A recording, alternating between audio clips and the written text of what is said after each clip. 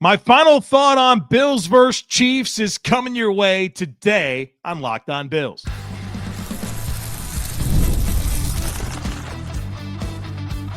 You are Locked On Bills, your daily Buffalo Bills podcast. Part of the Locked On Podcast Network, your team every day. What's up, Bills Mafia? It's Joe Marino, author of the Herd Mentality Substack, co-host of the Locked On NFL Scouting Podcast, co-host of the NFL First Read Podcast, and I'm your host of Locked On Bills. Want to thank you for making Locked On Bills your first listen every day, and a big welcome and shout out to our everydayers. You know who you are. Those of you who never miss a single episode, I appreciate y'all being here very, very much. Locked On Bills is a proud part of the Locked On Podcast Network, your team every day. This episode is brought to you by Mazda. Like our players, we sweat every detail because when you make every move count, pulling off the unexpected is only the beginning. Stay tuned later for highlights in this week's Moving the Game Forward, Mazda Move and Be Moved. Well, folks, welcome in. This is the last conversation that we'll have before the Bills host the Chiefs in Week 9, and I'll give you my 5 predictions for Sunday. We'll talk to Dr. Kyle Trimble of Banged Up Bills about the injuries, but I want to start with a bunch of news items. There's been quite a bit this week, and so I want to catch up on all of those things to open our last conversation before Bills Chiefs on Sunday. First of all, how about James Cook, named AFC Offensive Player of the Week for his dynamic performance against the Carolina Panthers? And there's a lot of cool metrics coming out of that performance, but my favorite is that James Cook became the 4th player in NFL history to gain over 215 rushing yards and accomplished it on less than 20 carries. The dude was unbelievably efficient and really only played 3/4 of the game. And so it's a lot of production despite not having a crazy amount of carries in the game, less than 20 carries. That's awesome. The Bills have made several roster changes. Of course, Ed Oliver goes to injured reserve, and I've commented on that quite a bit throughout the week. And it's just really unfortunate because he was playing at such a high level this year, and really ever since the Detroit game last year throughout the playoffs, he's played the best football of his career, in my opinion. And he's talked about the influence of becoming a father, and it looked like he was trending towards being at least a Pro Bowler, maybe an All-Pro this year.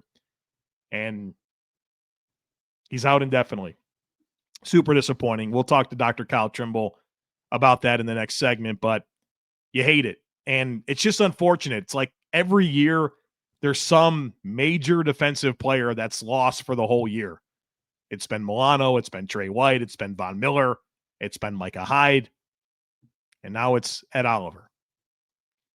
So that created an open roster spot, and the Bills had an open roster spot. So Jordan Phillips signed from the practice squad to the active roster, and Jordan Poyer now on the active roster. And so that opens up opportunity on the practice squad. One of those spots was filled by Gabe Davis, and Gabe Davis hadn't practiced up until this week. He got his first practice this week, and Sean McDermott said that he looked good, but he's not an option for this week against Kansas City. He had some inflammation after the practice on Thursday, and so he's not even practicing on Friday, and so there's definitely a ramp up that needs to happen there. It's taken him some time to come back from that knee injury, and so I know there was some thought that maybe he could help the Bills this week against Kansas City, but that will not be the case. The other practice squad spot was filled by Tommy Akingbasote, signed to the practice squad, was a 2025 7th-round pick this past year by the Dallas Cowboys out of Maryland. 6'4", 306 pounds, has good length, over 33-inch arms, over 10-inch hands. Had a RAS score, relative athleticism score of a 6.55 out of 10. I don't know much about him. I didn't scout him coming out of Maryland. I think it's probably concerning that he couldn't stick with the team that picked him in Dallas, who obviously has had needs at defensive tackle, but a guy with good size and has an opportunity now on this Bills practice squad to go with Zion Logue and Fedarian Mathis. Now, with Zion Logue, he's out of practice squad elevation. So if he's going to play for the Bills this year, that's going to be because he's signed to the active roster. So something to file away as it relates to Zion Logue. And I would expect the Bills to elevate a defensive tackle from the practice squad because Daquan Jones is out for this game. So on the active roster, you only have 3 defensive tackles, and Deon Walker and Larry Ogunjobi, and then, of course, Jordan Phillips. So I would assume that either it's probably going to be Phidarian Mathis, right? He's at King Basote. He's been on the team for like 3 days, and you can't elevate Logue. So I would assume Phidarian Mathis will be elevated for this game. And so that fills out the active roster. That fills out the practice squad. So any moves going forward will require a corresponding move. Quick update on Taylor Rapp. Sean McDermott commented on him on Friday and said he had surgery 2 days ago, and he is unlikely to return at all this season. Regarding defensive tackle TJ Sanders, Sean McDermott was not willing to fully commit, but said he could be back in a few weeks, and he'll have to miss this game and then the next game against the Dolphins to fill the requirement of 4 games on injured reserve. But after that, he'd be eligible to come back, and I'm certainly hopeful that he can do that and start to get on track because the Bills can use that impact, of course, with Oliver not available for the foreseeable future. McDermott also commented on Damar Hamlin, said that he might be an option to return later this year. I'm guessing any decision with Damar coming off of injured reserve is more about the needs of the team. And if they need to add a safety because of other injuries, that they would look to Damar Hamlin. But otherwise, it looks like they probably want to keep him on the shelf. And then he also commented on Tyler Bass, said he's doing well and said he's around as much as he can, but he's obviously rehabbing behind the scenes. So those are some injury updates that are not necessarily players that we're thinking about right now, guys that are on injured reserve, but I get a lot of questions about those players, and so I wanted to share that information since Sean McDermott shared it on Friday. One note here on the Miami Dolphins, and this is relevant because after the Bills play Kansas City, their next opponent is the Miami Dolphins. Of course, they just lost to the Ravens on Thursday Night Football. And they fired general manager Chris Grier, or they mutually parted ways. But the interesting note as it relates to the Bills playing Miami next week is that they are committing to Mike McDaniel as the head coach through at least the end of the season. So any thought of this being the Dolphins capitalizing on an extended break between games like Thursday into Sunday, you would look at that as a window to make a change at head coach, and they are not doing that. And they committed to him through the rest of the season. So we'll see where that goes. But the point is they won't be getting the fired coach 1-game bump that a lot of teams get when they make that type of choice. So Mike McDaniel coaching against the Bills next week. One last piece of news that I found interesting. St. John Fisher University will continue hosting Bills training camp for at least the next 3 years. The Bills announced this week that they've reached an agreement with St. John Fisher University to continue having training camp for the next 3 years, which I love. I think that's really cool. I enjoy getting to go out there for a week. I'm excited for the fans in the Rochester area. I know that it means a lot to them that the team comes out there and you have the opportunity to be around the Bills. And so I'm excited for that. I know that with the new stadium opening next year that there was some thought that maybe that's where it ends and the Bills will start having camp at their regular facility like a lot of teams do. But nope, they are going to continue going away to training camp at St. John Fisher, and I'm very excited about that. All right, coming up next, we're going to talk to Dr. Kyle Trimble. We got a lot to get into. 3 players ruled out. Want his thoughts on Ed Oliver and some of the players that are questionable. So we'll do that here next. Folks, be sure to stick with me. This episode is brought to you by Mazda's moving the game forward for those who believe it's not just about playing the game, it's about redefining it. There are moments that do more than put points on the board. They move crowds, move culture, and keep moving the game forward. This week's moment that moved the game forward is A.J. Epenesa's interception. Remember this? 12-3 Bills lead. It's late in the second quarter inside of 2 minutes. The Panthers have the ball. You're thinking, well, maybe they're going to score here and make this a 12-10 game at halftime. Well, that didn't happen. A.J. Epinesa intercepted the pass, set up a short field for Josh Allen to log a rushing touchdown. Now it's 19-3 at half. The Bills get the ball out of the second half. They double dip. You know, I love a good double dip. It's 26-3. The game was blown wide open. When you follow what moves you, the unexpected is only the beginning. And just like there's more to every highlight, there's more to a Mazda vehicle. Mazda, move and be moved. The NBA is back, and there's no better place to get in on the action than FanDuel, the official sports betting partner of the NBA. Even if you missed the start of the game or you want to ride a hot hand, FanDuel has live bets on everything from who's going to score next to fourth quarter comebacks. Plus, you can even combine your live bets into a same-game parlay for a shot at a bigger payout. It keeps every game exciting, especially when your team's making that late push. Right now, FanDuel is giving new customers $300 in bonus bets when your first $5 bet wins. So head to FanDuel.com to sign up and play your game with FanDuel, the official sports betting partner of the NBA. I'm joined now by Kyle Trimble. He's a doctor of physical therapy. He runs bangedupbills.com. You can follow him on social media at bangedupbills. He joins us each week to get ready for the upcoming Bills game from an injury perspective. And Kyle, it feels like we have a lot to talk about, but also a little to talk about. So let's do it. I want to start with Ed Oliver, who, of course, is on injury reserve. He's out indefinitely. Sean McDermott told us that he has a torn bicep. So what do we need to know about torn biceps and the timeline here for Ed Oliver? It's unfortunate what happened with Oliver. Just a quick recap. He suffered the injury just right before halftime. He had gone through the line, got his left arm caught behind him, and went down and immediately grabbed the inside portion of the elbow. Not the inner portion where the UCL is, but more where the tendon attaches to the ulna from the biceps there. He went over the sideline, they checked him out, and it was quickly ruled out, which is usually not a good sign when you see that quickly they are ruled out, because ultimately you want to see maybe he can return with a questionable or probable designation. Gets whisked back to the sidelines and then into the locker room, and then we see him later with a sling underneath his hoodie. And then you just kind of know that's how kind of the quick progression of it is. And then we get confirmation next day that he tears his bicep. Unfortunately, we saw the same thing happen with Matt Milano last year during training camp, and he returned in, I believe it was like 15 weeks with practice time included there. So it was just over 3.5 months that it took him to come back.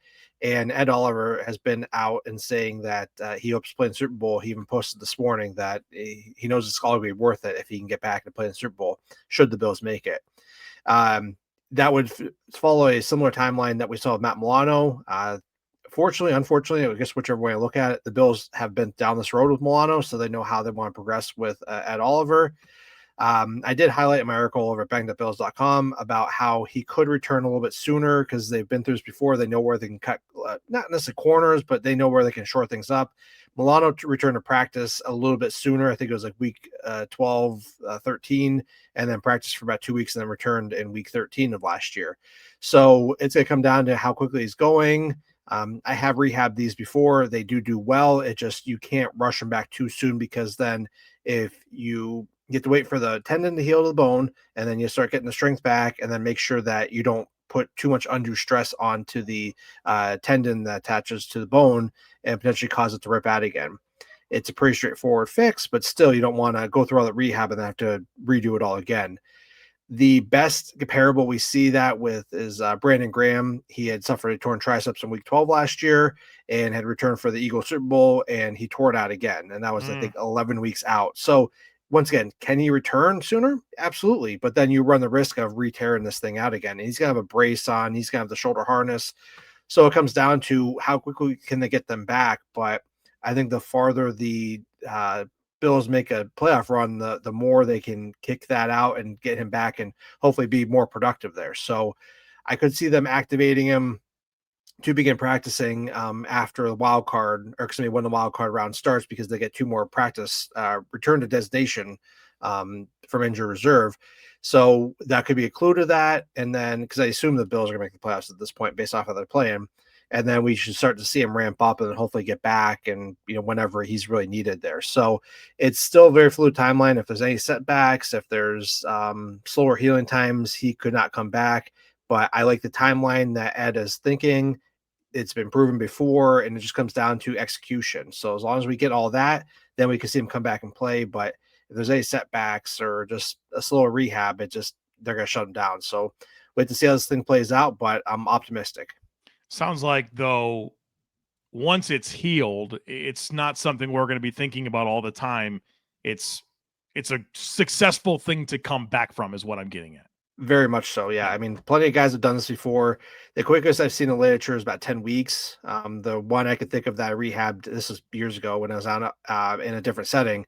He did great. And I actually had the surgeon say, hey, he's doing good. Let's slow him down so we don't, rush him back to work too soon and potentially rip this thing out again there. So they do well. It just got to make sure the strength comes back. And given what he has to do for football related activities, it's going to be a longer timeline than somebody that tears it at work and has to get back to doing, normal tasks and whatnot.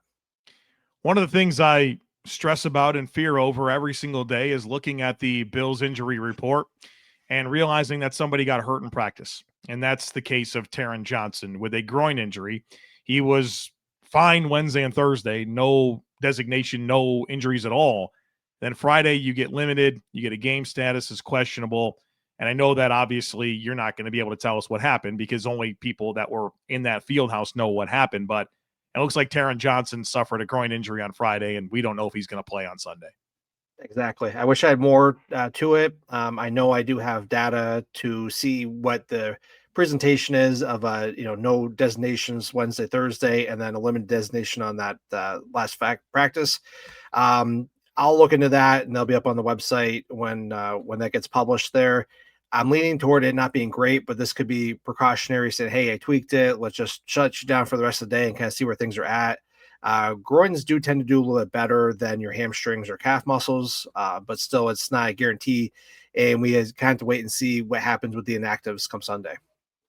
3 players have been ruled out for this game, Daquan Jones and Joshua Palmer, who have missed the last couple games. Of course, Jones with the calf that he popped in warmups against the Falcons. And then Palmer, who was injured during the Falcons game with a knee ankle designation. He was limited Thursday and Friday, which is probably a good sign, but ruled out for the game. And then Shaq Thompson, Bills linebacker, ruled out for the game with a hamstring injury that it felt like he's been dealing with hamstring stuff for the last several months.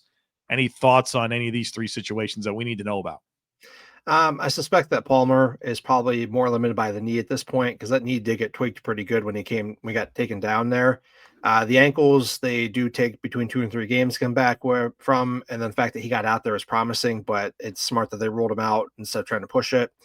And then the knees, once again, they take 2 or 3 weeks. It just depends, but that combination of the high ankle, which I assume that's what it is, and the MCL sprain, also assuming that's what it is based on the presentation, that he just needs to really get his feet underneath him again and go through the full motions and not go to aggravate that there. So he looks on track to be potentially playing next week there. It just comes down to just you need to put so much stress through the inside portion of the knee and the ankle with a similar motions. It's not there yet.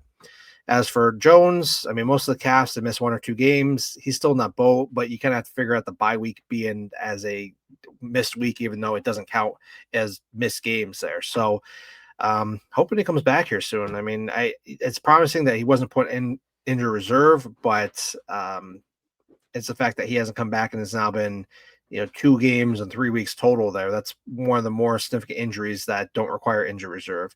And then I believe you mentioned Shaq Thompson in your question there with that. He limited on Wednesday, suggesting he injured the hamstring, do not participate Thursday, Friday, which is not great. Has already been ruled out. This is now his 3rd instance of a hamstring this year. Suffered one in training camp. I can't remember, I think midway through. And then he dealt with the right hamstring in, I think, week 2 and 3. And now it's another hamstring. He's an older player. We don't know if it's the same right hamstring or if it's the left hamstring where he had the Achilles tear last year. So it's unfortunate. We might see a call up. We might not. That's one of the downsides of dealing with an older player. He's been doing great, but something happened in practice that tweaked it and shut him down for the week. It's interesting. Sean wasn't super ready to say that it was a practice injury. he kind of acknowledged that it's been an ongoing issue. Maybe it's something that was spiked or whatever during practice, but it's, as we've kind of acknowledged, it's been lingering here, really dating back to training camp. So, like we said, a lot to talk about, but a little to talk about at the same time. We'll see what this week's hold. Dr. Kyle Trimble, thanks for hopping on and sharing your expertise with us. Absolutely. Thank you, Joe, and go Bills. Let's be real. Making excuses doesn't solve anything. We've all heard them before. It's just stress. I'm tired, or it happens to everyone sometimes. But when it comes to performance, sometimes your body just needs a little extra support, and that's where Rougiet comes in. Rougiet.com offers fast-acting, doctor-prescribed treatments for ED designed to help you stop making excuses and start making moves. Rougiet makes it easy to get started. You just connect with a board-certified doctor, 100% online. There's no awkward waiting rooms. There's no in-person appointments. And if prescribed, your treatment ships discreetly straight to your door. The process is fast, it's simple, and it's private, and it's all handled by real doctors. It's about confidence, connection, and getting back to the moments that matter. So visit Rougiet.com/LockedOnNFL to get 15% off your first order. That's Rougiet.com, RUGIET.com/LockedOnNFL. And don't forget to use our code LockedOnNFL so that they know we sent you. Rougiet, stop making excuses and start making moves. Well, folks, welcome back. It's prediction time. But before we get there, I would like to remind you to visit thejoemarino.com. I've got a lot of stuff going on, different podcasts besides this one, but we've also got a Locked On Bills subtext community. You can be part of our text club where I send you all Bills news right to your phone with some reaction. I give you in-game texts. You probably want to check that out. We also have a Substack where I provide additional written and film content on a weekly basis. I have a Discord community, almost 2,000 Bills fans in there, talking Bills and all kinds of things all day long. It's just a big organized group chat, so be part of that. And we have a merchandise shop where we have different shirts and things available, like this new Let James Cook t-shirt that I'm wearing right now. If you're watching on YouTube, you can see it. You can get your own at thejoemarino.com. And you can type that into your browser, or there is a link in today's show notes to check it all out. All right, let's do these predictions. I've got 5 of them for you. And as always, I try to predict things that will tell a bit of the story of the game and some different dynamics that I see playing out. Number 1, I think Josh Allen has more than his season average of rushing yards. Right now, he is averaging 37 rushing yards per game. I think he'll have more in this game. He tends to run a little bit more against Kansas City. Obviously, there's some concerns about the Bills' passing offense in this game. I think Josh will probably do all he can here to will this one. And I think some of that will come in the form of rushing yards. So put me down for Josh Allen being over his season average in rushing yards, which is currently at 37. So 38 or more rushing yards for Josh Allen. Number 2, and this might not seem like a bold bet, but stick with me here. James Cook has a catch in this game for the first time since the Saints game. You heard that correctly. James Cook has not caught a pass since the Saints game. 3 games in a row without a catch. Across those 3 games, he only has 1 target. That's it. I think James Cook's going to be involved in the passing game this week. He's had good receiving games against Kansas City. He has a couple of 5-catch games against the Chiefs. His career high in receiving came against the Chiefs. He had some nice receiving production last year in the AFC Championship game against the Chiefs. And so I think you will see him be involved in the passing game, at least to the point where he'll have 1 catch. So 1 catch for James Cook after none in his previous 3 games and only 1 target. Number 3, I think Keon Coleman has 50 receiving yards or more in this game. That seems kind of crazy, right? Well, there's a couple of things. First of all, I talked about this a ton.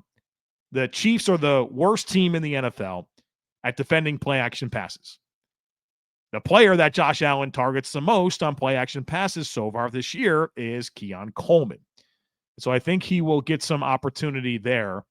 But also, you guys saw all the chatter this week, I'm sure, about Keon Coleman and Steve Smith really coming out hard and being very critical of Keon and the Bills' utilization of Keon, and if he's a player that can be meaningful in this offense. And I think that will inspire the Bills to give him some opportunity in this game. Now, I'm concerned about that because I don't necessarily always like what happens when the Bills target Keon Coleman, but I feel like there's probably going to be some big intent here because let's be honest, there's been intent to validate Keon Coleman since the moment he walked onto this team.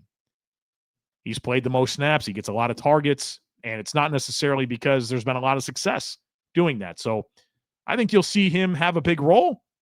I think he'll have more than 50 receiving yards, and that'd be a good game for Keon. I don't think he's had more than 50 receiving yards since week 1, where he had over 100 against Baltimore. Number 4, I am predicting the under on points to hit in this game. It's at 52.5, according to FanDuel, as of the recording of this podcast. I like the under here. And it's not that I don't think these teams can score. They certainly can. But you have two offenses that eat up a lot of clock. The Chiefs are number 1 in time of possession per drive this year. The Bills are number 5 in time of possession per drive this year. And I think you could see both teams having less than 10 possessions in this game. And so I don't know that they hit the over here. Certainly it can happen, right? Obviously it can happen. You have two dynamic quarterbacks that are used to scoring a lot of points. It's well within the possibilities, but I think you'll see both teams control the clock a little bit and extend drives. I think you'll see a lot of fourth down attempts in this game. Ultimately, not enough to get to 53 points or more. I think you're going to see like a 27-23 game, a 24-20 game, something like that. I think you'll come just shy of the overhitting here. So put me under 52.5 points. So Josh Allen, 38 or more rushing yards, which would be more than his season average. James Cook with a catch for the first time in 3 games. Keon Coleman, 50 or more receiving yards. The under on 52.5 points to hit. And then, of course, I always predict if the Bills will win or lose this game. And if you listen to my Thursday episode of Locked On NFL Scouting, where we predict games, if you listen to Bill Squad yesterday, you know that I'm predicting a Bills loss. And I'm sorry about that. I know everybody really hates it when I predict the Bills to lose a football game. I guess the good news is the last time I predicted the Bills to lose, they won. That was back in week 1 against Baltimore. I, of course, hope that I'm wrong. I really do. I'm rooting to be wrong. I want the Bills to win, but I always want to be honest with you more than anything on this podcast. And I know, look, people are going to be upset. You probably want to throw tomatoes at me right now. I feel it. I can feel it saying it right now. I know the YouTube comments are going to be nasty. I'm going to get mean emails and DMs. People are going to question my fandom because, you know what? Every time I do this, that's exactly what happens. And so it's not about me wanting to be right about this. It's just I have way more questions about the Bills in this game than I do the Chiefs. If you've been paying attention to the NFL over the last month, I would assume you would feel the same way. The Bills are home underdogs for a reason. Again, I hope they're wrong. But I feel like this Chiefs team is playing really well on both sides of the football. They're running the ball efficiently. Their passing offense looks as good as it has in years. They're getting a lot of pressure on the quarterback. I mean, I just have more questions about the Bills, who haven't thrown the ball well. Obviously, they can run it, but that hasn't necessarily helped their passing offense like you'd hope it to. Defensively, I like the reinforcements. I like the trajectory. I like how they played against Carolina, but it's Carolina with the backup quarterback out of the bye. I think this game will be close. It can go either way, but if I'm being intellectually honest about how everything adds up, it tells me that the Chiefs should win this game. I hope I'm wrong. I really do. And I certainly hope that our next conversation is a victory Monday. But actually, don't forget Bill Squad. We're going live right after the game, right here on the Locked On Bills YouTube channel. So join us for the live conversation with myself, Jerry Ostrowski, and Jeremy White. We'll go live right after it concludes. So there you have it, folks. The hay is in the barn. We've done all we can. Talked about this game a lot. And the only thing that's left to do is for the Bills to prove me wrong and go win this football game. As always, I kindly ask that you share, subscribe, rate, and review. Have a great rest of your day. Go Bills! And I look forward to catching up with you again real soon.